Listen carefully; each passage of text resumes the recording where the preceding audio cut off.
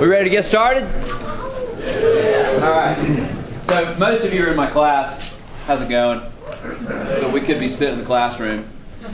More comfortable seats in here. For those of you who aren't, I'm David Barbie. I'm the director of the music business program at UGA, and it is my great honor and privilege to be even remotely involved with what's going on here today. I grew up in Atlanta and attended school at the University of Georgia, and I knew quite a bit about these two gentlemen in my years as a rock fan, as later a participant in the business, because they've done so much. And growing up in the South in the 70s, there were two Jimmys that were very greatly aware of in my life that had great meaning to me in their careers. One, Jimmy Carter, with whom Mr. Peter Conlon has had some involvement we'll hear about, and the other, Jimi Hendrix, who I believe Mr. Alex Cooley had some involvement with at one time as well.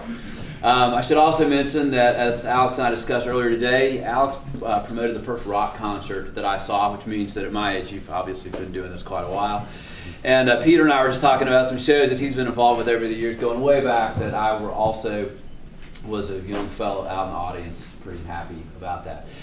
Conducting the Q&A today is Miss Lisa Love, who basically is we just talked about this, I can never keep it straight, but Lisa basically is the royal overseer of all things music and film for the government of the state of Georgia. That's a modest enough introduction of your...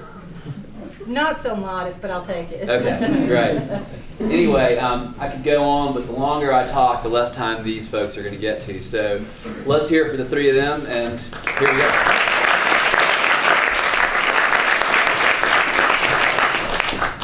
Well, this is really a career highlight for me, and in the immortal words of Wayne and Garth, I'm not worthy. But I'm very grateful for the opportunity to get you two to talk today and to share some stories with us. You know, the music industry is made up in large part of business around recorded music. But just as important is live music. You know, recorded music is always going to be the same every time you listen to that, I would say record, but to that digital download, it's going to be the same. But live music is different, and every show, every night is different, and a band might do 20, 30, 100 shows, but every single night there's going to be different.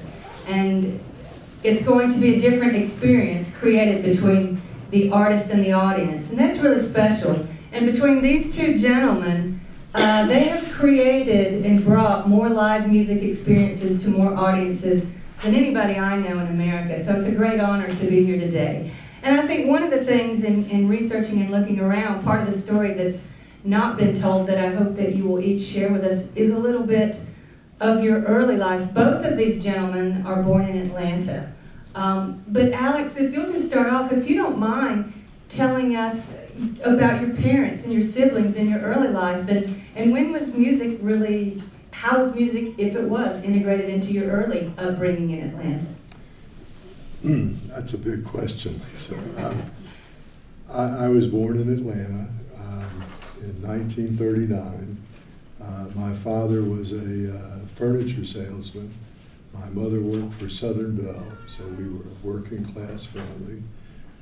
Grew up in Atlanta went to high school at Grady, and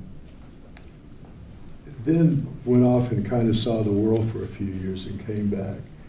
And I started making, I was involved with some people that owned a pizza restaurant on Roswell Road, and we were notoriously bad at making pizzas. So I started doing what I think is regarded as doo-wop groups on the weekend, and we were very successful doing that. And that's kind of how it all started for me. Wow. Peter, how about you? Well, I was actually born in Connecticut. Okay. Yeah, Derby, Connecticut. We moved here when I was 6. I went to school in Atlanta, parochial schools, Manfield Heart of Mary, St. Thomas More, and then Henderson High School, and then the University of Georgia. I got interested in music in high school, and I used to go to Alex's shows. I'm much younger than Alex. Not much. I would go to his shows and started getting an interest when I was in about 10th grade in high school. And more so than my friends, because I noticed they really weren't into it then. It was just emerging in the South, because people are still fairly conservative, and soul music still had a hold here, and people dressed very conservatively. And there was a smaller group of people who were listening to more avant-garde music and harder rock. And that all changed when WPL-FM came online. Yep. And it wasn't a commercial station, but it played. First pop festival. Yeah, it was the old agricultural news network, I think. Yeah. And they turned it and played underground music. You could find out how much hog bellies were selling for on it. Yeah. But they would play Jimi Hendrix and stuff that, they were still playing, Dick Clark music on the Beach Boys on the other radio. But then I came to the University of Georgia, and I was just generally bored, and started hanging out at the student union, and was in a fraternity for a while and got in the IFC, and they were doing concerts, and they were doing the wrong ones. I mean, they were still doing soul concerts that two of the guys liked or something, and no one was coming. And I talked them into doing the Allman Brothers, Elton John, Jethro Tull, and they all sold out and started making money. So they started listening to me more, and we started doing shows here. And then when I left, I wanted to be in the business. And I sent Alex a resume, which he never answered. He called me, and I went to law school and got involved with Jimmy Carter, and then went to Washington, worked in the White House for 4 years. And during that time, I met Alex, and we started working together on benefits for Carter and with Willie, and became good friends. And when I came back after we lost, we started talking over a couple-year period and working together on some projects, and eventually became partners. You condensed a lot into that. Now, I have a lot of questions. We're going to go back to some of that. But, if you don't mind, I'm going to give you this microphone so that when he says something, you can add in, and I'll just yell out my questions, because what you say is more important than what I say. This voice is from 40 years of talking on the phone, so I don't have a whole lot of voice. Well, I've still got a big one, so I can handle it. Peter, you spent some time at Georgia State and then here at UGA. And then from what I read, you went to the Miami Pop Festival in the late 60s. And You got it. I went to the Miami Pop He went. Festival. I'm sorry, Peter, I meant Alex. You're right, Yeah, he you're went right. to Georgia State. I'm glad I didn't have the microphone then. So you went to Georgia State, you went to the Miami Pop Festival, and there was Correct. something about that inspired you Yeah. to want to come back. And tell me about that. Well, Peter was just talking about the early days in Atlanta of rock and roll and what the radio stations were like. I didn't even know about the Miami Pop Festival, but I was going to John Pennekamp Park to dive. I was a scuba diver, and on the way down there, we picked up a Florida station, and there was this festival in Miami that were all the groups I was listening to: Procol Harum. It was an incredible festival. And so instead of diving, we went to that. And that, along with 17 partners, we did the first Atlanta Pop Festival. And that's what gave me the idea, was the Miami Pop Festival. And talk to us about that first pop festival. That was 1969. How does a kid come back and organize and fund and Well, we did it because we didn't know it was impossible. Looking at it now, what we did, I wouldn't even dream of it. But I got 16 people together, and we pooled our money. And what Peter was talking about was the doo-wop groups that came through Atlanta. That's the only thing we could get. But we managed to get Janis Joplin and Led Zeppelin. The Allman Brothers were there, although they didn't play, I think. But we put together this festival, and we drew somewhere around 200,000 people. And this was in 1968. And that's really the start of the music scene in Atlanta.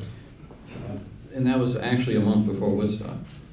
Yeah, that's true. Which contemporary history says that Woodstock was the starting point of the music industry or concert business, and it really isn't the truth. And another thing that I harp on is that it showed you how national media viewed the South in those days. They really didn't care what we did.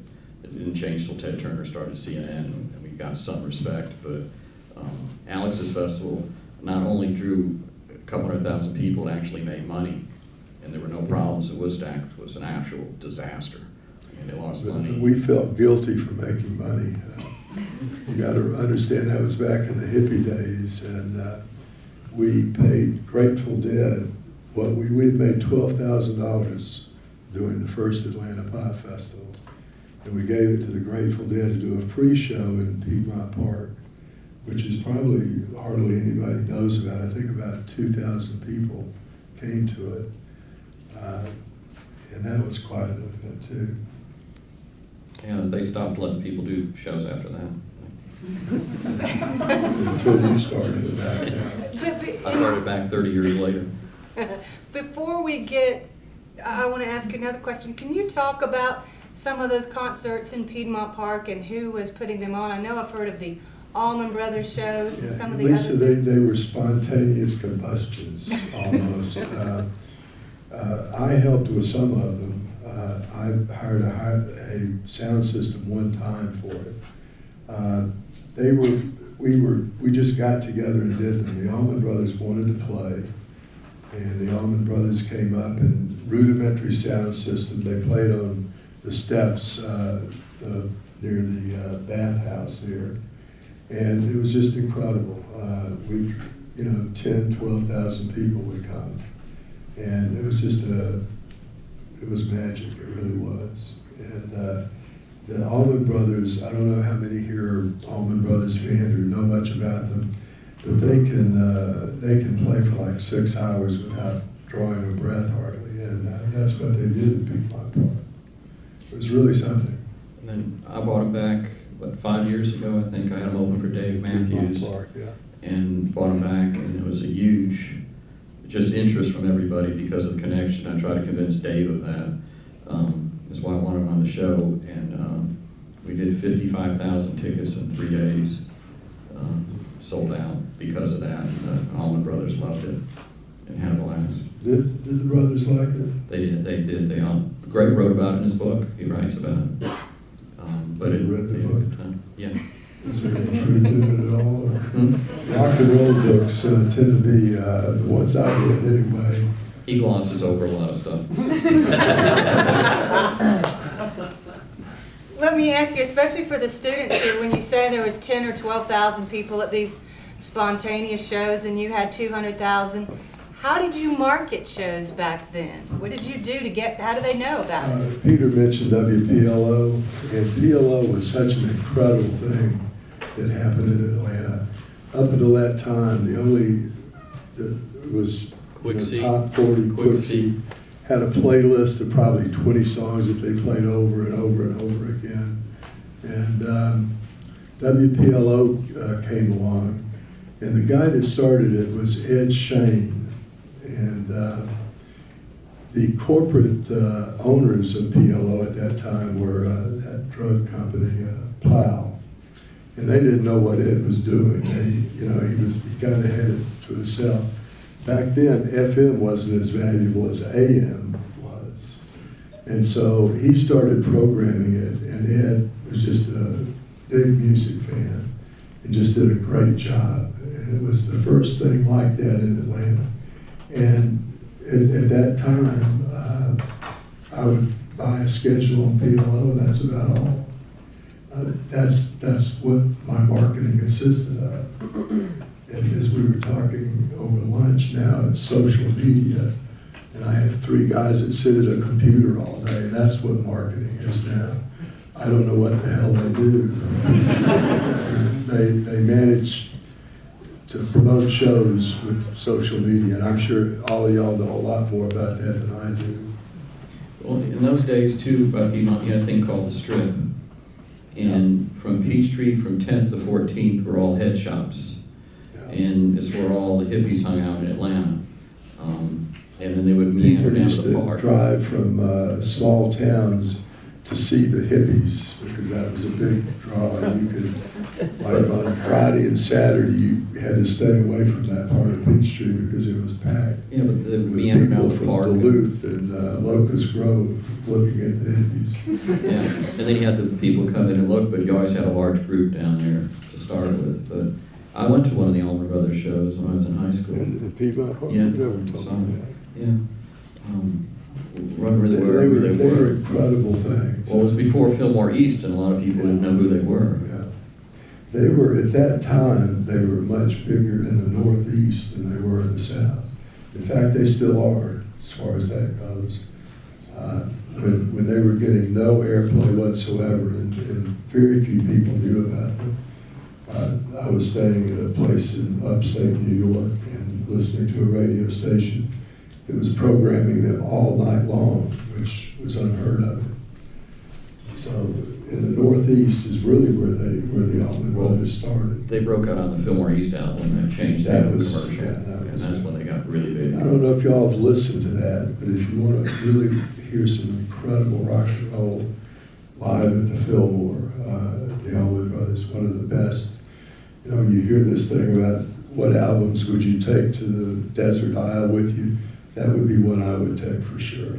That was the last one I think Dwayne played on, right? Yes. Yes. Can you get, before Atlanta Pop Festival, Alex, you're doing these doo-wop shows. Did you consider that your full-time job? I think I read maybe is it between the first and the second pop festival you started Well, Alex Lisa, Cooley I Inc.? was trying to figure out what the hell I wanted to do. The doo-wop thing bored me real quick. You know, I still like some doo-wop, but I'm not a big fan of that. And I was trying to figure out what I wanted to do. When I went to the Miami Pop Festival is when I decided what I wanted to do. And what I wanted to do was do pop festivals. And from that point, I did 5. I did 2 in Atlanta, 1 in Texas, 1 in, believe it or not, San Juan, Puerto Rico. And that's when I decided you couldn't, I left San Juan, Puerto Rico, or I left the festival site in a garbage truck because there was a warrant out for my arrest. And a Delta plane lowered the rear door so I could get on in San Juan. Otherwise, I'd probably still be in a prison in San Juan. That's when I decided pop festivals, as we knew them then, were not. You still have the greatest marketing promotion I've ever heard of in the music business. They had a Gillette sponsorship, and Alex gave away 3 razor blades. I'll get you for this. That's I like a did bad not joke. do that. It did happen. And it did happen while I was in San Juan. They had a promotion and gave razor blades away. I think there were 3 people killed and 20 mutilated that day. But that was not me. I've done a lot of things, but that one was not me. Well, I will before get you for that. Before we, for the time being, leave the pop festivals, talk about the second International Atlanta Pop Festival and coming to Byron, Georgia. And for those of you who don't know, Byron is probably 20 miles south of Macon, and it's still extremely slow there in Byron. So I'd like you to give us the whole picture of what you did You know, Lisa, in that little town. I was just there because they have a, I don't know if y'all have seen them, the things on the highway where they have a historical site and there's a brass thing with it. They have one in Byron, Georgia, where I did the second pop festival. And the unveiling of it was about a month or so ago, and I was there. And this time I was welcome. They gave me the key to the city. Before I almost had to sneak out like I did in San Juan. But the second Atlanta festival, and there's been all sorts of people that have tried to figure out how many people were there. It was somewhere between 300 and 700,000 people. I went up in a helicopter on the Saturday morning of the festival, and traffic was backed up from Byron, Georgia, through Atlanta to the varsity. Yeah, we were gonna You were come. one of the ones, yeah. that were- My friends, was in the traffic we never jam. planned, we left on a Saturday morning and headed down, which was those days the Northeast Expressway, Right. which is now 85, and where you hit that corner where the W is now, which was the big Delta sign, the traffic stopped and went all the way past Macon. So we turned around and went home. A lot of people did, but a lot of people came, and it was truly an amazing thing, that many people in South Georgia. If you knew the context, the sociological context that this was in, we were in a county that, I mean, could be considered backward, one of the nicer words for it at that point in time. And all of a sudden, somewhere around 500,000 young people descended on the town. And we didn't mean for that to happen. We thought we would do 100,000 people, and that's what we were geared up for. But people had a different idea about it. And it was, there's a guy here who's assembling a documentary about it. He was here earlier. Hopefully there's a movie that is in existence that might come out about it. It's in the process of being finished, and maybe it won't be. The guy that owns the rights to it does not want to release it because of piracy. And he's holding it up, waiting for some new technology that will keep people from being able to download it.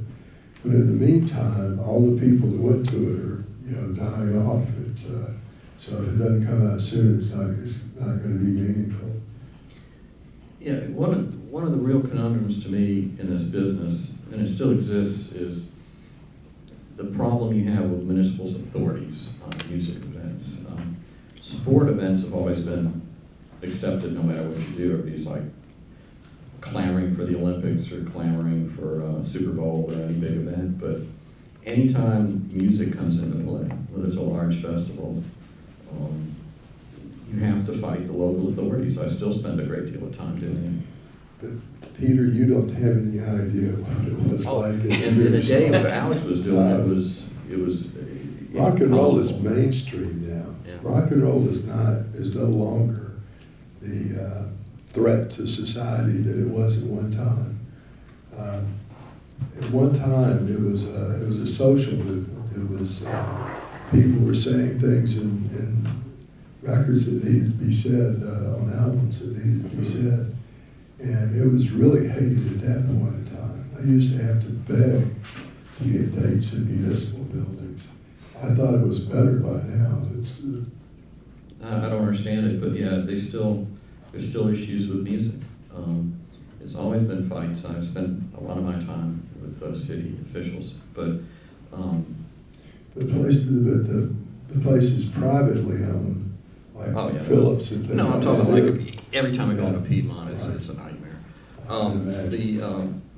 And the big motivator back then was the Vietnam War, which generated a lot of music.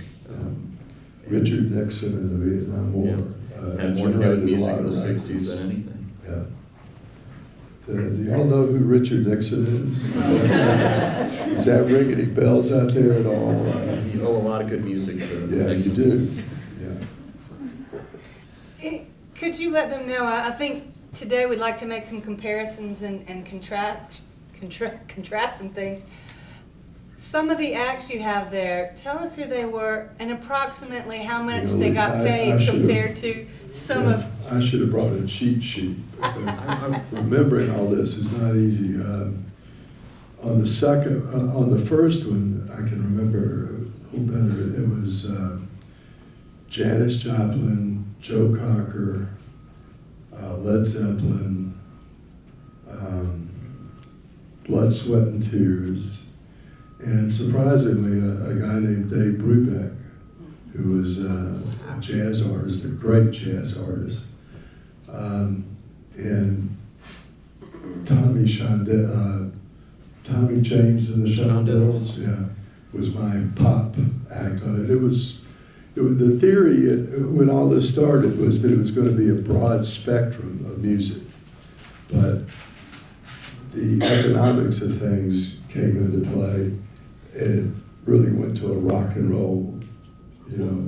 Would you pay Janis and Zeppelin? Zeppelin was $2,500. Probably Janis was $5 at that time. But what would that mean in today's money? Not that much either, when you think about it. But things were a lot more realistic than they are now. Now the fees that Peter pays these people are just phenomenal, and it's at one time the promoters kind of control things. Now the acts definitely control things, and I'm not as I still do a few things. I own a place in Atlanta called Eddie's Attic, which we deal in singer-songwriters and things like that, and just a phenomenal level of talent that comes through there. But Peter does the big shows now, and I'm happy to have bequeathed them to it. It's a rough business now. It's a rough way to try to make a living. Yeah, Zeppelin turned down the money that was offered after that O show for Ahmet Ertegun's Trust. Unbelievable, yeah. I think that raised $250 million at one show. That's what I heard. But they basically don't want to tour. Robert doesn't want to do it, but I think they turned a couple $1 billion down. A couple of billion? For a world tour. Good. Oh, for a world tour. Yeah. Yeah. That's what a world tour would cost with it. We used to do a lot of things with Led Zeppelin. I should go into any of those gross stories. We want a little bit of dirt, just a little. I don't know, that's a young crowd out there. I don't know. I'll show you that. We wanted to auction ask last about. week that, they were auctioning off Stephen Weiss's memorabilia in Texas. Really? Yeah. But he was in Massachusetts. It's his family side, but he died just last week. I'll tell you one story. The manager of Led Zeppelin, one of the crudest, rudest people I've ever come across in my life. The first time I met him, this was after the festival, and I was doing one-nighters. And I had like 3 nights with Led Zeppelin in the Southeast, and they were playing Texas, so I flew to Texas to meet them. And I went out to meet the manager. He was standing by the stage with his arms up on the stage like this. And I walked out and I said, "Hey Peter, I'm Alex Cooley." He said, "Hold on a minute." And he raised his left leg and farted. That's a really crude story, but just to give you some feeling of what this guy was like. That was one of his nicer moments. He, about 5 years ago, hired a man and woman to take care of him, and he went into his house and locked the doors and did dope all day. They said he did everything, from uppers to downers to sideways. And these people would pour him into bed every night at the end of the night. His first name was Peter. What was his Peter name? Grant. Peter Grant, yeah. And he's dead now. Died about 10 years ago, I think. When did Weiss die? About 5 years ago, I think. 5 years Stevens. ago. Yeah. Stevens is actually his U.S. partner, I guess, and also represented Yeah. Robert. He was a decent guy. And remember, he came to our offices in the one on Monroe that burned in the early 90s or late 80s. He came. Stevens there? Yeah, he worked out of our office for about 2 weeks trying to get the band back together. Oh, Remember? I remember that, yeah. And it wasn't possible to do it, although the Page Plant tour came out of it, where they both went out and played and did a one run. What did he, just natural causes? Yeah, just natural. speaking of large personality, well, literally large personality with Peter Grant, but artist managers and the relationship between managers and agents and promoters. I mean, how do you fight out and negotiate these deals when they're going to fight so hard for the artist and it's getting harder and harder, as you say, to net any money off the show? Peter can tell you about now. It's much different now than it was. When I first started with Alex, it was all about dealing with the agent relationship, and you couldn't dare call a manager, or they cut you off. And nowadays, well, first of all, most acts are bought on the national level now. Since the consolidation, it's not a local touring business anymore. I run Live Nation for the Southeast, basically, and it's a lot of our business, probably 80% is national tours. So a big act's coming out, they put them on the block, we bid on it, we get it, you know. We own the worldwide rights to U2, Madonna, Coldplay, Jay-Z's our joint venture partner, Beyonce. We own those rights worldwide and pay a lot of money for them. Then we make the local deal that generates the money to pay those deals back. I still buy some stuff locally. There's certain artists like Bruce Springsteen who won't sell a national tour and very loyal, only works with certain promoters, and in the South it's me. And they still call the agent, and you talk to him and make the deal. That was a request too. Huh? Yeah. But that's how it's still done with a couple. Elton John's that way. Elton works with local promoter. But there's But there's not a lot of those acts doing that. Mostly the money has gotten so big as far as these artists get paid now. And we were talking earlier, the dynamic change. Back in the 70s, 80s, artists made about 80% of their money off of records, and they toured to promote the record, whatever. Now they make 90% of their money off of touring. And so they tour constantly to generate income. And the fees are just astronomical. Yeah. Just, Lisa, he covered what they do now. It's an auction block, and they auction them off. I was looking at I found a box of old files at my Mountain House, and I pulled one out, and the file consisted of 3 cocktail napkins, and that was the figuring we did after the show about who was going to get what. It was much more personable then, and it wasn't as cut and dried as it is now. And like I say, most shows we'd go out on tour, we'd go do several dates, and then we'd sit backstage after the show and figure out who was going to get what. And now you go into a show, there's 4 accountants, 3 lawyers, 6 managers. Well, I used to settle the shows for us, and that was the whole part of the process. Is the night of the show you pay everybody. I mean, there's no carryover. Everything's a percentage deal. So we sit in a room. It'd be me and the tour accountant, and we go through every bill and whatever goes in the show. We agree in it, and it was a fairly sometimes adversarial situation. Very adversarial. Where we'd fight. Not always, but some. Yeah, I had guns pulled on me a couple times, and you would fight over the money and then split it. Nowadays it's all so generic, and I'm not allowed to even do those. We have accounts that go in there on the computer. It's not any fun anymore. No, it used to be fun. We used to get to sometimes screw the act out extra money to make up for how bad they were or something.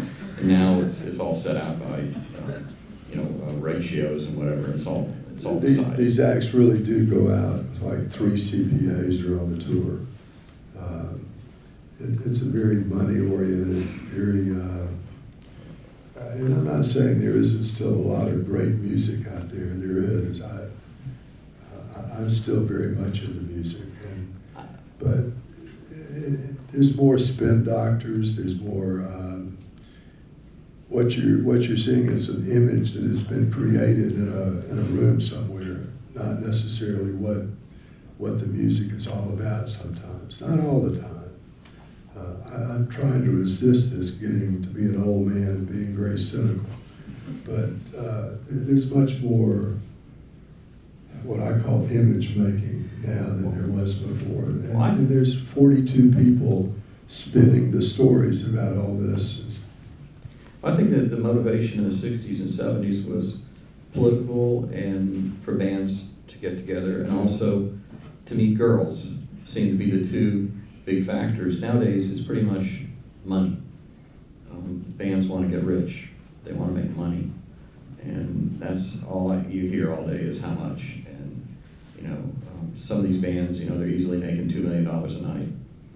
And, But just to try to balance this a little bit, because we're both sounding really cynical here, and I don't like to talk to people and just do that. I told you earlier that I own a place called Eddie's Attic in Atlanta, and that's a very low level of touring. We're 165 seats. But those people I found really are doing it for the love. Most of them are doing it for the love of the music and what they're doing. And we deal very little with, agents and managers. We deal with the acts a lot of times. And it's been refreshing for me. It really has. Because, the big Whopper shows, the stadium shows, and that's more like what we've been talking about. But there's still musicians out there that play music because they love music, and they're not that interested in the money. They're more interested in what they're doing music-wise. Then when they get bigger, they'll want the money. I was afraid he was going to say that. No one cares about money at Eddie's Attic, Alex. It's big releases. There is one. I had to get used to the differences, because there we're dealing with $200 for this, and the last one I remember was a U2 show we did at the Georgia Dome, and their nut for that night, we kept looking at what they were going to make all night. I was with the accountant, and their nut for that one night was $1 million. That's what they needed to break even for that night, and we grossed. They walked out with like $1.05 million. 1.2 million, and 2 of it was profit. But they had 65 trucks. At the height of us loading the show in and everything, there was probably 400 people working on that show. 2 catering tents. Yeah. They had a charter jumbo jet with a set-up dining room in it, so they could eat with silver service after the show. And that's when I really longed to get back to a more real situation than that. Well, they did that and whole... U2's a great band, and they're nice people and everything, but They did that whole tour, an entire worldwide tour on Joshua Tree. Yeah. And when they got back to Dublin, they split up $65,000. Yeah. It cost a lot to tour. It's very expensive. It was. And just to give them their, we talk about how they want the money. They need the money to go out on tour. And bands, when you get to that level, they do not tour cheaply. They don't stay in a Motel 6. So it costs a great deal of money. There's one person we should talk about, because I thought about it, is in looking at the history of the concert business. There's one person really, I think, responsible, which I think you'll agree, which is Frank Barcelona. Absolutely. Who in 1964 opened Premier Talent. Yeah.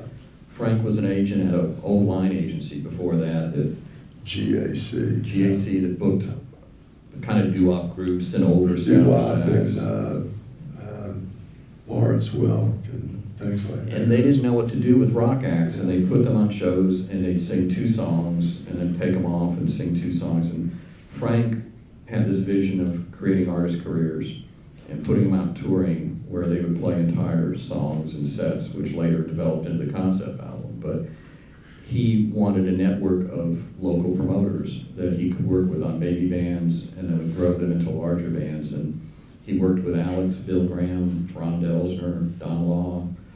He had a group around the country, and no one got acts from Frank unless it was one of those people. But you had to be into the music. He was the first one that looked for promoters that knew what the hell the name, we would at least know who he was talking about when he called us. And a lot of people say he invented the business of rock and roll, and I think the way touring happens now, I think that's probably true. There's a really good obit on him. He died in November, and Little Steven from E Street Band wrote a really good obit. If you have a chance, look for it online. But he was It was the New York Times, wasn't it? well, Rolling Stone ran it too. Rolling Stone. Okay. But he, I actually, first time I started working with Alex, I had a person who really got me started was a man named Ahmet Erdogan, who I met when I worked in the White House. And Ahmet and I became friends. And I told him I wanted to be a promoter, and I was talking to Alex, and we were doing some things together. And I was in New York having lunch with him one day at the 21 Club, and he said, well, you know, why do you want to be one of those scumbags? And I said, you know, because he had worked with the old Mustache Pete's and didn't understand. And he said, you need to meet Frank Barcelona. So he called and sent me over, and I sat outside Frank's office for about a half hour and watched this incredible room he had with all the agents. And I saw Bill Graham running across with someone, and they were talking about the Who tour and all these people running back and forth. And finally went in, and Frank saw me, and he sat down and he talked to me for about 30 minutes, I guess. He just wanted to know if I liked music, basically. He didn't want to know, he didn't know about business. He asked about acts, he asked about music.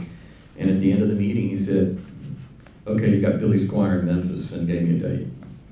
And that's what started me being able to call Premiere, because that show sold out first day, and that's the first show I got from Premiere. But that was just how he had to work. And I'm just thinking they're all dead. Frank, Barbara, Jane, George, Jorge, yeah. No one's left. How sad. Terrible topic to bring up. Yeah, I'm not sure how to segue from that. Yeah, there is no segue from death. Yeah.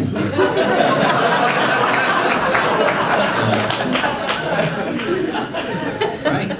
Premiere went out of business about 10 years ago when U2 left them. Yeah. He broke U2, and He broke everybody, yeah. basically. And I remember when he made us do U2, and they were a small band and they weren't that good, and he'd call you up and say, I want you to do this band, and I'll make it up to you. And we did them, and they were not very good originally. And then when they got really big, they fired them. And along with every other band too. yeah, and then Bruce left, and Bruce they left, just, yeah.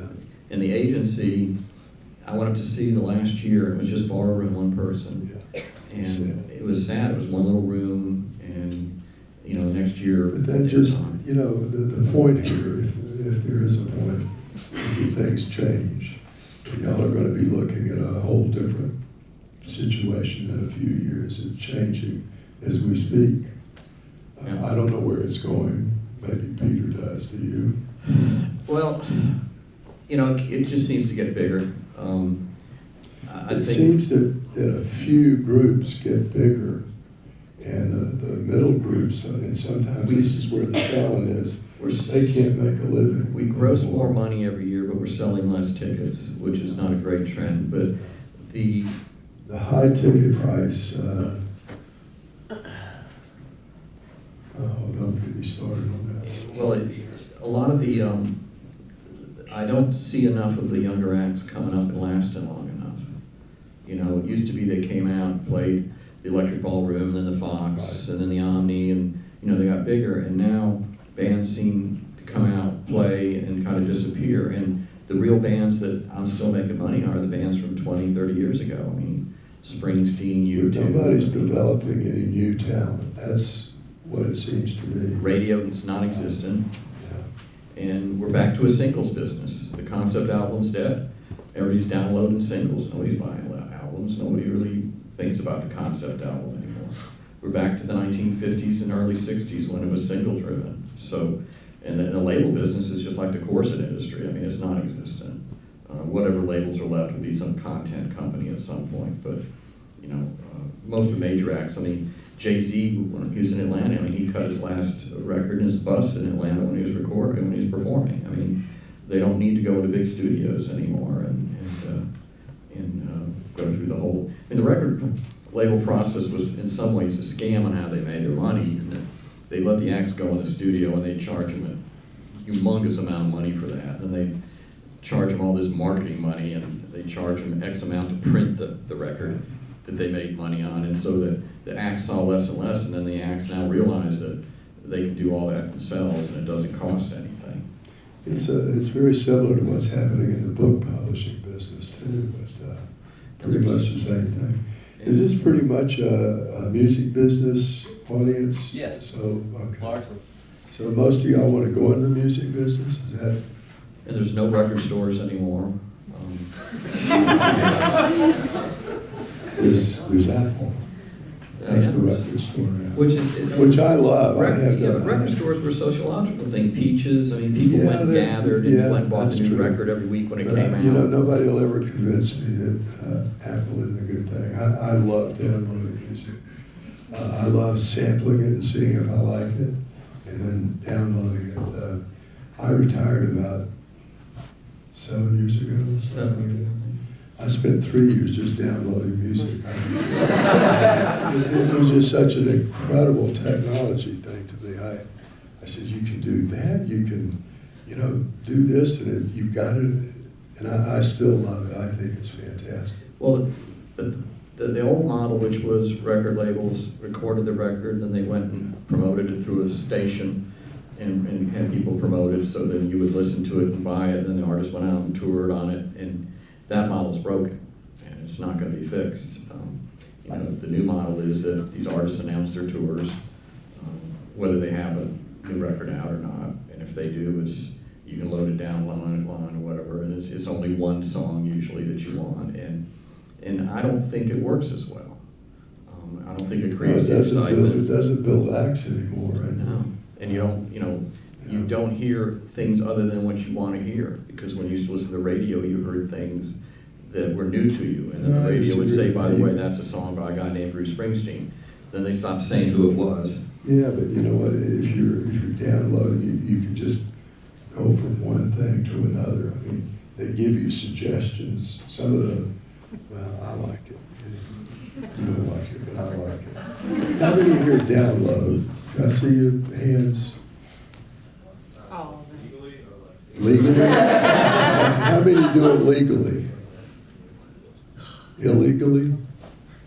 You wouldn't admit it anyway. That's interesting. I think whatever the future of music is, that's part of it. Yeah, but when you download, you're by yourself in a room on a computer, right? That's true, yeah. It's not a social thing, you're right. Well, that's where I'm going to segue, because live music and the concert experience is social. It's a gathering of the tribe. And I don't want to miss the opportunity to hear how you two how you got into business together. Were you competitors What before story that? are we telling nowadays? Alex doesn't remember when I first met him. Actually, I was working for President Carter when he was Governor Carter, running for president, and I was on his staff, and a guy named Tom Beard said, I'm going to go down to see Phil Walden in Macon today about the Allman Brothers. You want to come with me? And I was working in the campaign office, was at 1776 Peachtree, and those days there was like 20 of us working for the president, because nobody thought Carter could win. And I said, sure, I want to get out of the office. So I went with Tom, and on the way we stopped at Alex's office. And you were on, I think, 10th Street maybe, the Silver Skillet or something. Yeah, the Silver Skillet. And I went upstairs, and he had to talk to him, and I met Alex very briefly, and we talked, and then went down and spent the day with Macon with Phil. And then go ahead 4 years, we're in Washington, and we're going to run for re-election, and Hamilton Jordan, who was kind of my boss and mentor, said, anybody know anything about concerts? And I said, done a few, and he said, great, we got some acts who want to work for the president, Willie Nelson, and mentioned some others, and I called Alex and introduced myself again, and talked to him about doing some benefits we were doing in Atlanta, and we started doing benefits together. And that's how I first started working with him, doing some Carter benefits. And then when we lost, I came back here. Fox with Fox Theater. Yeah. And then I came back here when we lost, and I started a consulting company. I was doing some political consulting. I was still a consultant to the president, and doing some things for him. And then I was trying to do some shows, and I came to see Alex about Chastain. which I had seen was sitting there and no one was doing anything, and Andy Young was mayor, who I knew from Washington, and I went to see Andy about doing shows there, and he liked the idea, so Yeah. we started doing shows in Chastain together. The first one was the Pointer Sisters. No, the first one was Leon Redbone. You're kidding. I got Leon Redbone at Eddie's Attic. Yeah, and to see if it worked, and it did okay, and then we did the Pointer Sisters. Yeah. And sold I them remember out. the Pointer Sisters out. Yeah. Let me tell the story of the Carter benefit in Jacksonville, Florida. Oh, okay. The worst, probably the worst experience I ever had. That was Tom Beard. Robert Peter too. Is we were doing a big benefit for President Carter in Jacksonville, Florida, the Gator Bowl, and we had Skinner. Leonard Skinner, who was big all over the country at that time, but they were gigantic in Jacksonville. They had never played their hometown. Marshall Tucker, Charlie Daniels. That was it. Okay. Leonard Skinner was the headliner, and we started the date, and I think Charlie went on, and then Marshall Tucker went on, and I was on the stage, and we had something like 30, 40,000 people, something like that, that had bought a ticket to come see this show. And I got a message on stage that Ronnie Van Zant was sick backstage and that I better come see about it. And I got back there and Ronnie was throwing up and really very, very sick, and they couldn't go on. And so we had 30,000 people out there and waiting, and they had all come to see Leonard Skinner. If there were any Marshall Tucker fans there, I'd be surprised. But I was elected to go out and tell everybody that Leonard Skinner wasn't going to be there. And I was genuinely frightened. It was a scary situation. And we got Marshall Tucker to, how did we? I wasn't there. Beard was there, right? Oh, Beard was there, yeah.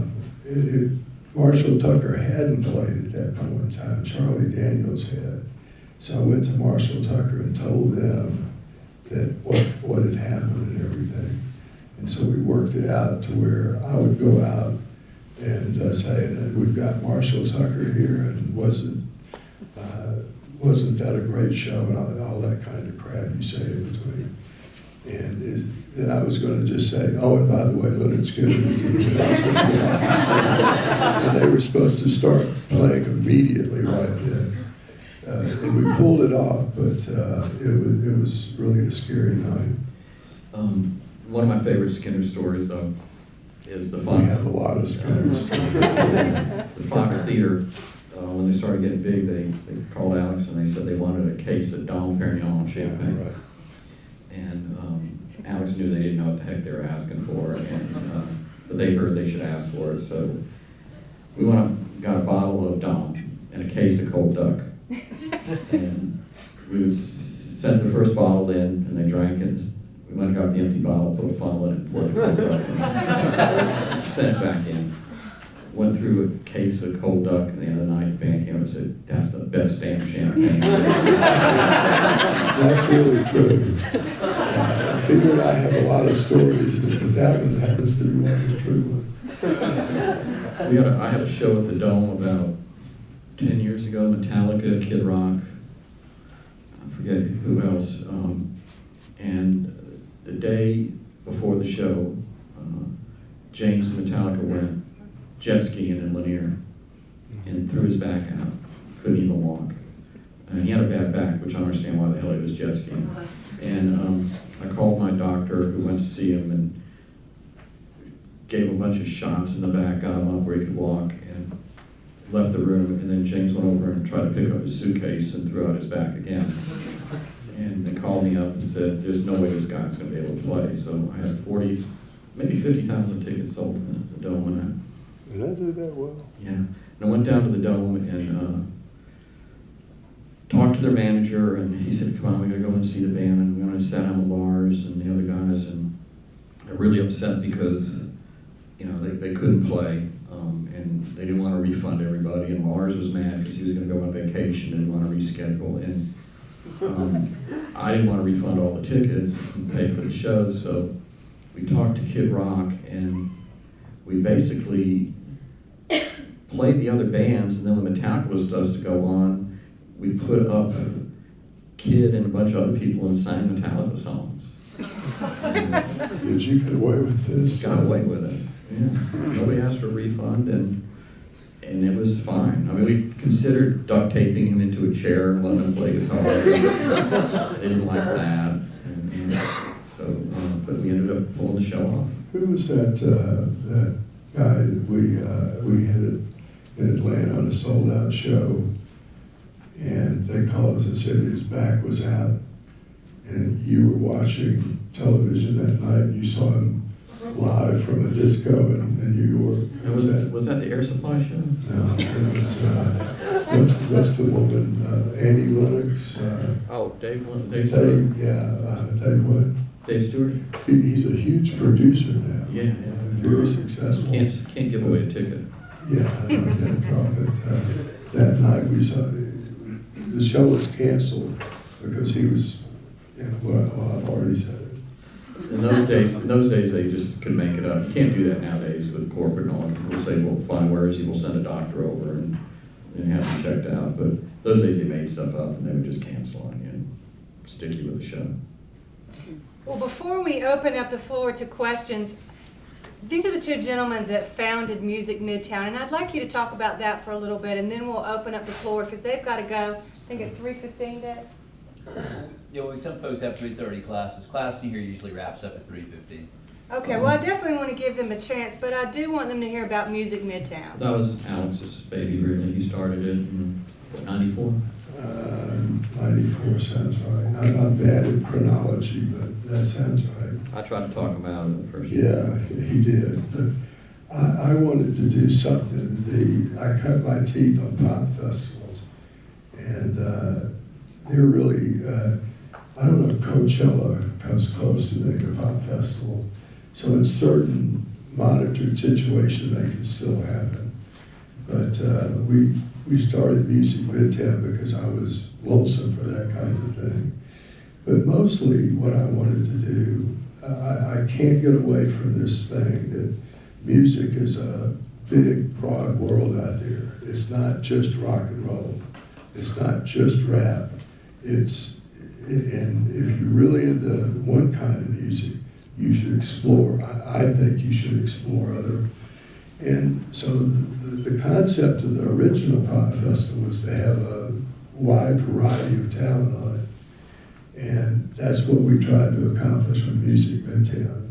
We had an urban stage, we had two rock and roll stage, we did Tony Bennett, things like that, and tried to show in some bands that you've never heard of, the bands that I had heard that I really wanted to have an audience.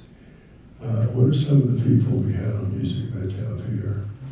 Everybody from the Black Crowes to STP, Bob Dylan, Joan Baez,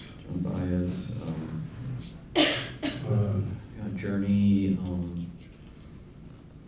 Kid Rock, Black Eyed Peas, Santana.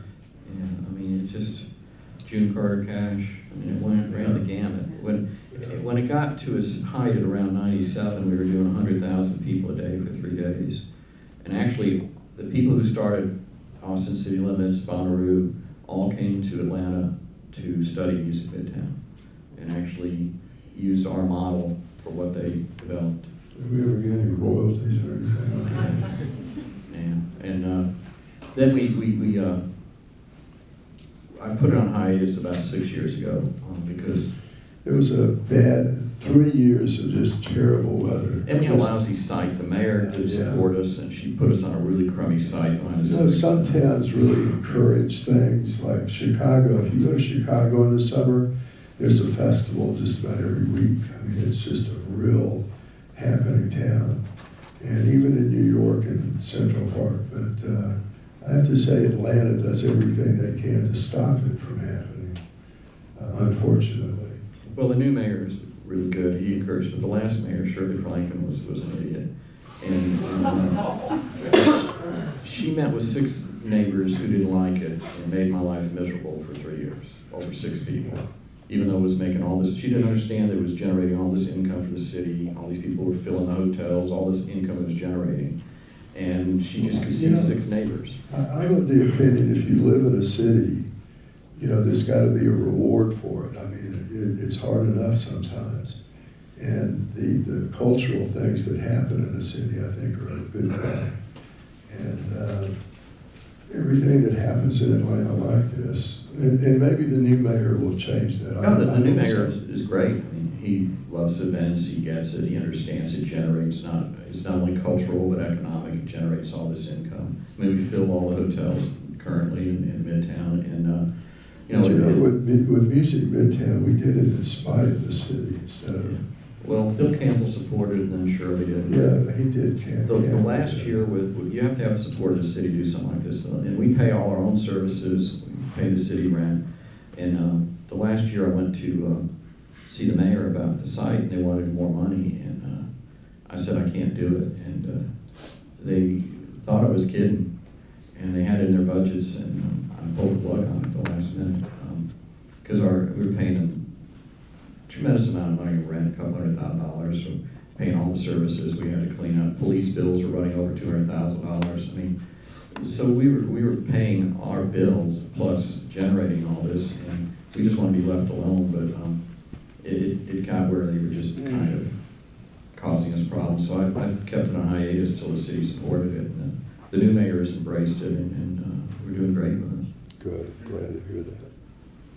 Well, let's give the opportunity to ask some questions.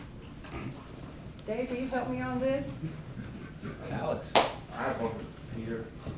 So how did you get involved with Jimmy Carter? You said you were really big into music even when you were in college. So how did you get that? I was going to law school, and I was bored again, and I was watching the news in the library one night, and it said Jimmy Carter was running for president. He had announced he was governor, and he was going to run, and this is right after Nixon. And, you know, he appointed Ford, and everybody didn't like that because then Ford pardoned Nixon. So it kind of reeked of a bad deal, although in history it was pretty the right thing to do. Ford probably did the right thing. But everyone wanted to change, and Carter had a really good image, and I liked him. And I sent a resume into the Carter campaign, and they actually called me. And I thought, wow, it must be because I've got such a great resume or whatever, and because no one else was sending in resumes. They hired me on the spot as an intern. And, everybody thought it was a joke at one time when he first announced it. yeah, the people were laughing at him. And I went down and I told my parents, and they said fine. And then like 6 months later, I had to make a choice. Hamilton came to me and said, look, we really like you, but you're going to have to be full-time. You can't go to law school. So. And I told my parents I was going to quit. My dad was pretty good. He said, look, it's a great experience at the worst, and you can always go to school again. So I stayed with him. And when I first started, we had 12 people on staff, and a year later, we had 2,500.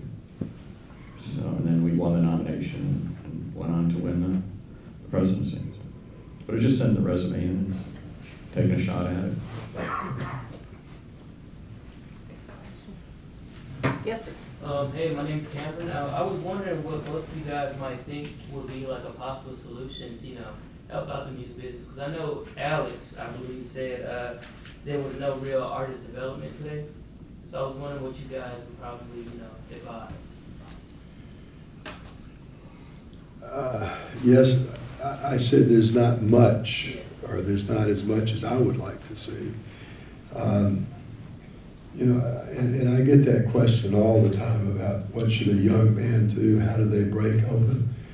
The only thing I know in this day and time is just to play every place you can possibly play.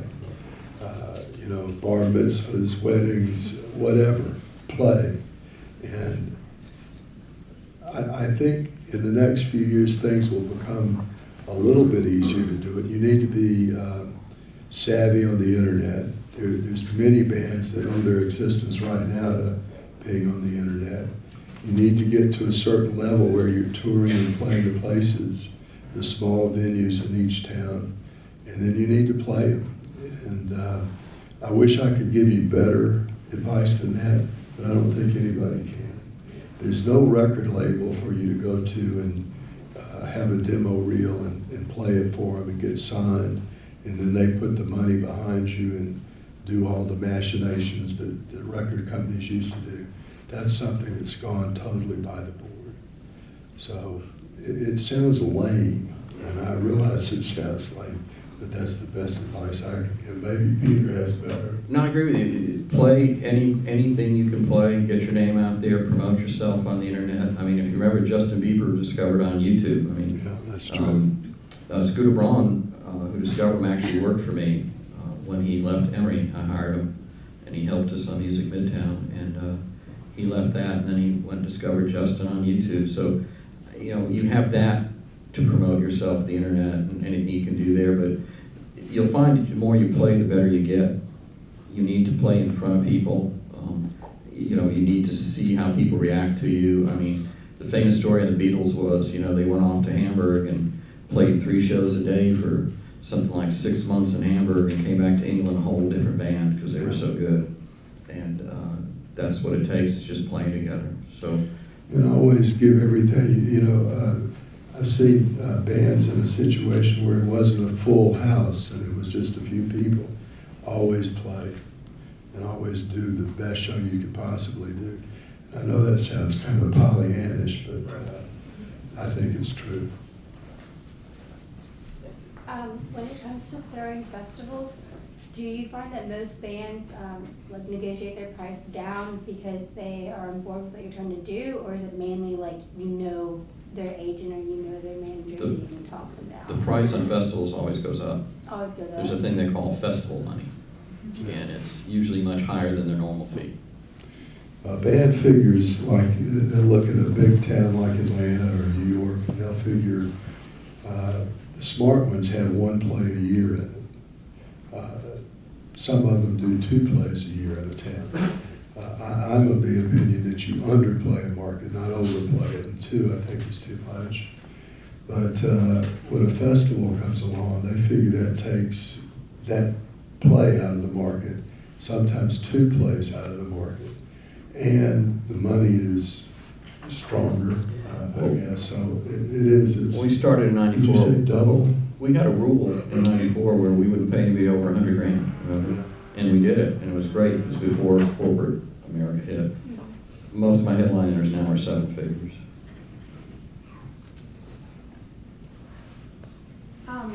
The first year that you brought back Music Midtown to the second year this past year, the headliners, the second year there were a lot more headliners. Do you see Music Midtown now that the mayor is a little bit more lenient, continue to grow, maybe at the caliber? There was 1 more headliner. Or 1 more, but like the names were like. It was 2 days instead of 1 day. Right. We didn't have time. We only got approved the first year 90 days out. So I had the idea of, do we really think we can pull off a festival in 90 days? I talked to my people, and they all said, let's go for it. So we got on the phone, and I knew if we didn't do it, we'd have the same fight next year. So we had to produce. So luckily, Coldplay was flying to Brazil to do a show, and we talked them into stopping off in Atlanta on their way. And then the Black Keys were in their studio in Nashville, and we gave enough money where they felt motivated to drive down for the day. And then we built around that. The second year, we had a whole year planned, and we had 2 days. This year, we're probably going to expand some of what goes on site. It'll still be 2 days, but yeah, we're looking at a plan to eventually grow it more, and the mayor so far has been supportive. So I hope it'll eventually be a 3-day multi-stage festival. Was there a gentleman back there that had a question? Yeah. Given what you've seen, like over your career, it seems like most of what you started with was rock and roll, and you talked about how sociologically, like the institutions of the music industry are changing. People are downloading and not going to record stores and hanging out and talking about music. Do you think that is going to lead into new ways of sharing music, or do you think that music as a whole is just going to be more of a... Technology keeps changing constantly. I don't think anybody knows what's going to happen. every kind of is waiting for the other shoe to drop, I think. But we see changes constantly in what's going on. I don't think the concert business will ever ultimately change, though. You may change on how you buy a ticket or what that ticket looks like, but there'll always be a process where you go see a band live.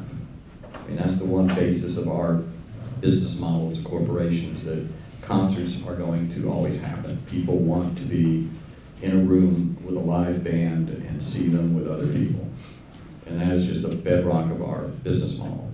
And I think that will always survive. And don't you feel that? I agree with that, yeah. People always want to go to concerts. People have been going to concerts since the medieval times, and I think it will continue, yes.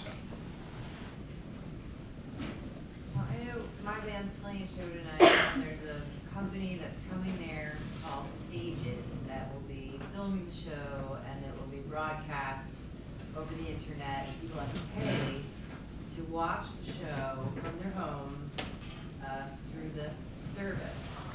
So, and supposedly the money will come back to the bands. I don't know, but I wonder, do you allow these types of services into your? Well, it's a whole different thing. You're talking about really a legal rights issue. One, the band needs to control the rights on the broadcast. You don't want to give those up in perpetuity. You want to allow them to have them for that one broadcast, but then the band should retain all future rights. Otherwise, you're giving whoever that person is that footage forever. You know, and it's a content business now, so you don't want to do that. So you don't ever want to give away those rights, but that's more of a rights issue. And most pay-per-views, as a general rule, aren't that successful because watching concerts on TV, I mean, you know, even the big bands like U2 and the Rolling Stones have a hard time pulling it off. It's just not the same thing.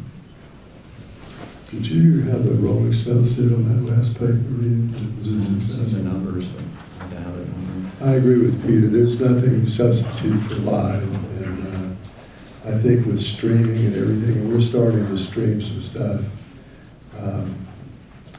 I don't think it's going to. You would think with the need for content that there's so many television stations and broadcasters now. They tried it. But the only thing I know that's consistently worked is Austin City Limits. And Austin City Limits has been successful because they do it so damn well.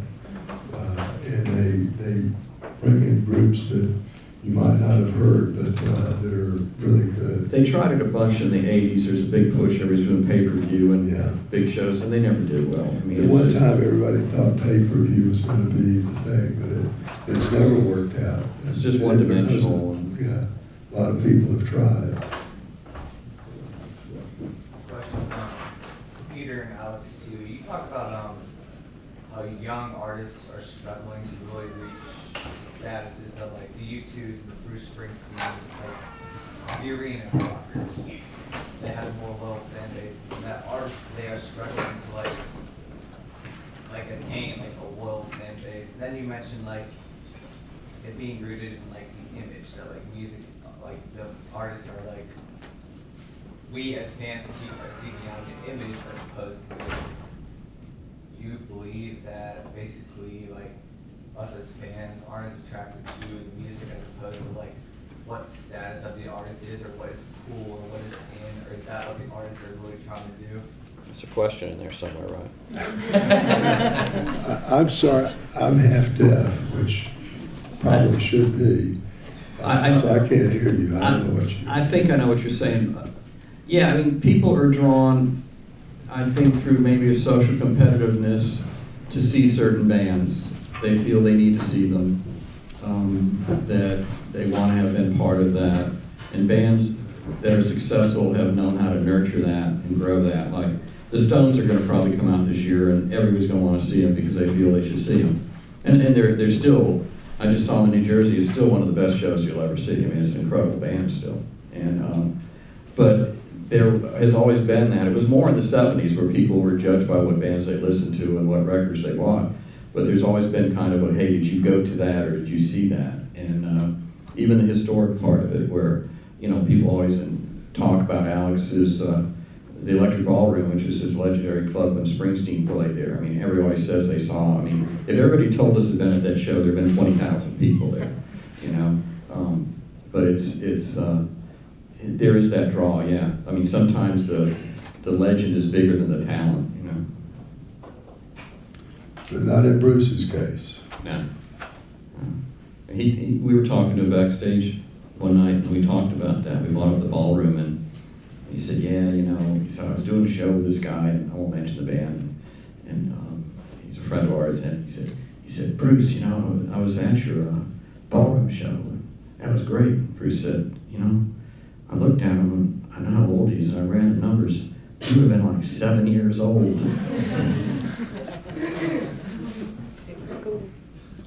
What words of wisdom would you have for someone trying to break into working on large-scale like music events, like your Music Midtown or other festivals?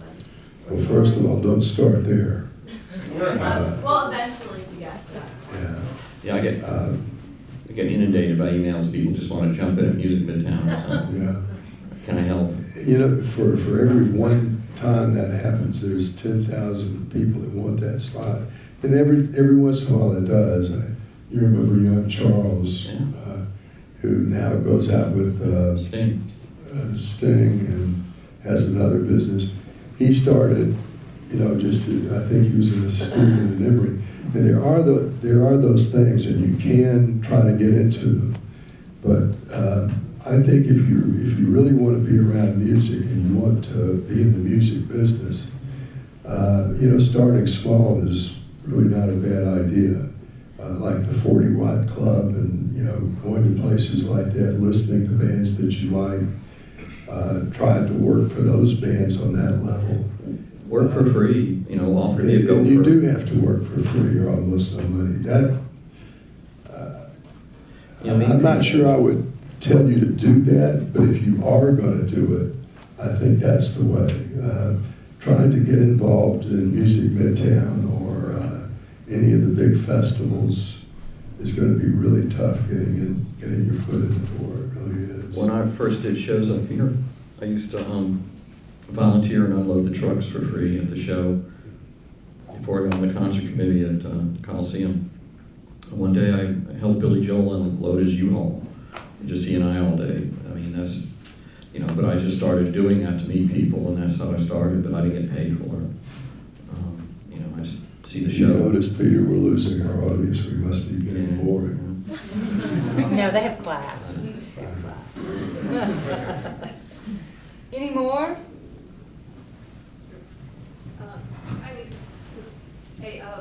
My name is Beth Moore. I'm an entertainment attorney down in Atlanta. I also run the Atlanta chapter of the National Association of Record Industry Professionals. And I want to first thank you guys because I grew up in Music Midtown throughout middle school and high school and college. So thank you for that. I had a lot of coming of age moments at Music Midtown. So I was wondering if you could just share any stories that you remember from those years, any special acts or memories or disasters that maybe happened behind the scenes. Music Midtown stories. One was James Brown. That's a good story. We were doing it one year because his career was kind of sliding, and Alex and I've always had this thing of wanting people to see certain legendary artists at whatever time, whether it be Johnny Cash or whatever. We try to bring them back into Atlanta near that point so, you know, people remember. And so we put James on Music Midtown, and at that stage he really wasn't doing a whole lot of a show. He'd just kind of stand there and have all these people run around and make it look good. And we were really on a time schedule overtime, and he wasn't at the stage. And I called over to his hotel and got his road manager, and he had us send a limo for him. And the road manager said, the car's not big enough. You need the biggest limo you have in Atlanta, or Mr. Brown's not coming. So. What is the color? He didn't like the color. No, it was the length. He'd send the guy down with a tape measure. The guy would measure it and tell him how big it was, and he'd say it's not big enough. So finally I sent a second car, which was the biggest car our operator had, and I called back and said, what's he say? He said, not big enough. I said, I'm coming over there. So I came over and I stood and I looked at the car, and the road manager came down, and I said, okay, tell Mr. Brown for every 5 minutes he's not down here, I'm taking $5,000 off his fee. And he was down in about 3 minutes. And he got in the car and went over, which was actually a block away. In his defense, and we've worked with several of the real old stars that had come up through the ranks when he did, and they used to be cheated so bad and treated so bad that now they were doing it back to promoters. Why don't you tell them the Chuck Berry story? Oh, God. Chuck Berry is one of the worst human beings on the planet. And I had the awful experience of putting him on a show at Chastain, and he had this... We did it twice. Yeah, the second time. He had this game he played where the contracts always say show starts at 8 p.m. And then it would say when the artist goes on. Well, his contract would just say 8 p.m. And then he'd come to you and he'd say, we need to renegotiate because I'm either going on at 8 p.m. or I'm leaving. And of course, no one goes on first. And I said, well, that's not going to happen. He said, okay, well, give me $5,000 cash. And I said, no, I'm not going to do that. And he said, well, I'm leaving. I said, okay. And he jumps in his car, and he's got this girl with him. And he drives up to the end of the gate, and he calls me from up there and says, I'm leaving. I said, okay. And then he sends the girl down, and the girl comes in and says, he's going to leave unless you give him $5,000. I said, yeah, I know. And wait a minute. That's not the way it happened. You gave him the $5,000. Rob, I'm getting there. Because I was, okay. So, I'm still mad at you for doing it. Then finally, the crowd's going crazy, so he comes back down, I give him $5,000, and he goes out on stage and says, the reason he was late was because I didn't pay him that night to the entire audience, and tells them I stiffed him and performed. So I'd worked with him. Well, I don't think you were involved or something, because I knew he was going to do this, and I was trying to get there. I was out of town, and the flight was late or something. I don't remember, because I was trying to get because I would not have given him the $5,000. His agent still calls. He would have played the day. I mean, eventually he would have played, but don't tell him what he would have said to the audience at that point in time. That's why you don't see him play in Atlanta at any time anymore. Do you know who we're talking about? No matter what you say about him, he was one of the seminal influences of rock and roll. I mean, without a doubt. But it just a lousy human being. Well, yeah. I've heard some other stories about it too. I think you might be right. I have a question. You were talking about how Atlanta in the past was kind of viewed as, it wasn't respected as much. Do you find that today it is on par with, say, New York, LA as a music epicenter, or do you think it's still got a little bit of It's that? not on par with those two markets. No, those still are two of the premier markets in the United States. But it's definitely on par with Miami and Chicago. It's a top 10 market. Well within. And to think that it's come that far in relatively a short period of time is really amazing. Because it was, on one time, there was a thing here called the Chitlin Circuit, and Atlanta was definitely on that. And so it's changed a lot. Now, an act, at least they used to feel like they had to play Atlanta. That if they didn't break Atlanta, if they didn't get Atlanta radio and get some ink in Atlanta, that they would never get to where they wanted to be.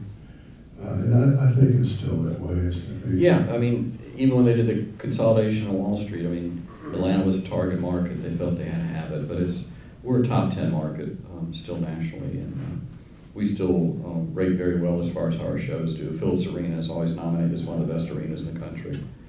Fox Theater's always up as one of the best. Chastain's always up for best amphitheater in the country. I mean, it's definitely on everybody's radar. And a lot of it is because of what Alex did. When Alex started, he had to talk people into it in the 60s. I mean, in those days up north, when my family moved down here, people thought we were all running around in our bare feet down dirt roads to the fishing hole, you know? They really didn't understand Atlanta. And there's still some of that. In LA, they still kind of talk down to us like we're, you know, inbred or something, but mostly worldwide, we get a lot of attention.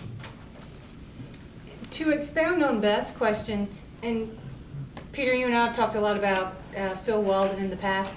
Who were some of the most memorable characters, do you think? Phil was definitely one of the most right up there memorable, as a character and memorable. He was a genius. I mean, Phil discovered Otis Redding and built Otis's career, and then Otis unfortunately died right as he was breaking, and then he discovered the Allman Brothers and built them up, and then he just pretty much discovered Widespread Panic, he and his son. So he built acts continually, but he was a real genius. And he believed in the Allman Brothers when no one else did, and risked his personal livelihood or fortune or something. And broke Southern music in the 70s. Capricorn Records was world known, but he had Marshall Tucker, Allman Brothers, Wet Willie, you know, Skinner, anything they had was all broke with this idea of Southern music, and he went up to New York and sold it through Atlantic, and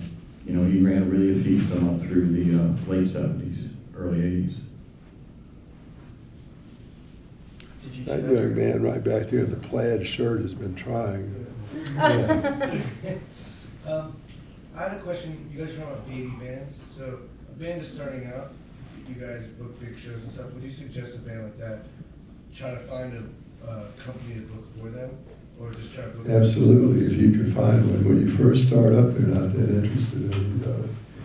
You have to book yourself. You got to start out booking yourself. Yes. Well, if you have an option. Yeah, if you can get an agent, yeah. I mean, it's always good to have an agent. Just make sure they know what they're doing. If you can get one that you trust and that you believe knows the markets and knows that would be the ideal. But what I'm telling you is a young band without any credibility at the time, and you might be a great band, but you just haven't been around long enough. It's very hard to get a good agent. But just one little word of caution is that you're going to run across a lot of sleaze people out there. So be careful of that. Be careful what you sign to. People sign things away. Make sure you get a good attorney who knows music and protect your rights. I mean, there's horror stories. The Beatles don't own their publishing. Bruce Springsteen had to sue his first manager, couldn't work for 2 years. Yeah. Billy Joel, the same thing, to get out of these onerous contracts. I mean, even Collective Soul recently. I mean, be careful what you sign, have it reviewed, protect your rights, never give up your publishing. Creedence Clearwater Revival, do you know who I'm talking about? I have to ask, I'm never sure anymore. They have never made a dime off their publishing because of a bad contract. And that cost them, you know, a huge amount of money. Fogerty wouldn't sing Creedence songs until just the last 4 or 5 years, just because someone else was making the money on it. He wouldn't sing them, now he is. But they signed with the first manager, a guy named Gans, right? Saul Gans. If you said his name, yeah, he went into film publishing, or film. He probably made what, $20 million off the publishing rights? No, tell them what those publishing, if you haven't found out by now, I'm sure you have, is really a lucrative thing. And a lot of bands think they're not giving up much when they give up their publishing, and you are. If you hit it, in fact, in today's world, it probably is the most lucrative part of a band. It's going to start sliding in the future because the royalties in the past have been ASCAP and BMI, and if you had a really big song, say like Born to Run by Springsteen or something, every time it's played on the radio, you got the royalty, whether it's 25, 30 cents, so you can imagine worldwide what you were getting every month. But with more and more station formats changing and dropping, and I think a lot of these bands are going to start seeing their royalties slip a bit. You had a question? I was just going to ask if either of you two had any experience with Michael Jackson before he passed away. Yeah. Oh boy. I did. Actually, I have a good Jackson story. I did, President Carter called me once, and I can't remember the year, and he said, I just talked to Michael Jackson, and Michael's gonna do a benefit for me at the Omni for the Atlanta project, which was Carter's project to inoculate low-income housing kids, and would you produce it for me? And I said, sure, Mr. President, not a problem. And we started it, and we announced, and Carter said all these kids who came to get vaccinations would get a free ticket to this show. And in one day, they inoculated 20-something thousand kids that all got tickets to see Michael. And so like 2 weeks later, I called Michael's agent then, which was a manager, Sandy Gallen. And I said, yeah, I'm producing this thing for the president, and Michael's gonna perform. And he said, what? I said, yeah. And he said, let me call you back. He said, you misunderstand, Michael's coming, but he's not performing. And so I called the president in his office, and I said, look, talk to chief staff, you gotta let him know that Michael's not performing. He's just gonna show up. So I called a friend of mine, Scott Sasser, running Turner then, now runs Hearst Network, which is all A&E and all that. And I said, I kind of need a show. So Scott sent the Turner people out. We sat down and we built a show with wrestlers and people from Turner and cartoon characters and this little group that had put a record out named TLC. And they were willing to play. And so the day of the show, we loaded in, and kids are all loving it because we're just keeping them busy and doing all this, and Michael's backstage. And before the show, we had problems because Michael's people took Carter's phone, which is a Secret Service line, and they wanted to arrest Michael's people, and we had to stop that. And then right before the show, Michael went and locked himself in the utility closet with a phone. And he called Brooke Shields, and he wouldn't come out. And we needed to start the show. We wanted overtime. So I had to go over to the president and said, Mr. President, I hate asking you this. He said, what do you need, Peter? I said, would you mind talking Michael out of the closet? He won't come out. And Carter's one of the nicest guys, and he didn't flinch. He said, sure, where is he? I said, over there. And he walks over, and here's Carter talking to this louver door. And all of a sudden opens, and Michael comes out and goes out to the show. And we did one show and then another show right after, and he cleared the house. And Carter comes up and he says, I think Michael's really liking it. And, I think he's going to sing, so I'm going to hand him the microphone when I introduce him next time and see if he'll sing for us. And I said, all right, Mr. President. I said, we have a DAT in there, and we can always do it if you want. So we're going to watch, and Carter's introducing everybody, and he says, and now Michael Jackson. And Michael's holding Emmanuel Lewis like this. And Carter hands him the microphone. And Michael looks at it and hands it right back to Carter. And that was the end of the show, and then they ran out the back. But that was my whole day with Michael. It started at 8 in the morning when he called and requested cartoons. I had to go to Turner and get about 12 video cassettes of cartoons because he wanted to sit in his dressing room and watch cartoons with Emmanuel and Lisa Marie. That was before they got married. But that's I think the only time I've really worked with Michael. It was a workout. Anybody else? Well, Peter, Alex. Lisa? I'm still not worthy. We thank you so much on behalf of the Special Collections Library at the University of Georgia, the Music Business Program, David Barbie, all the students. Please, let's stand.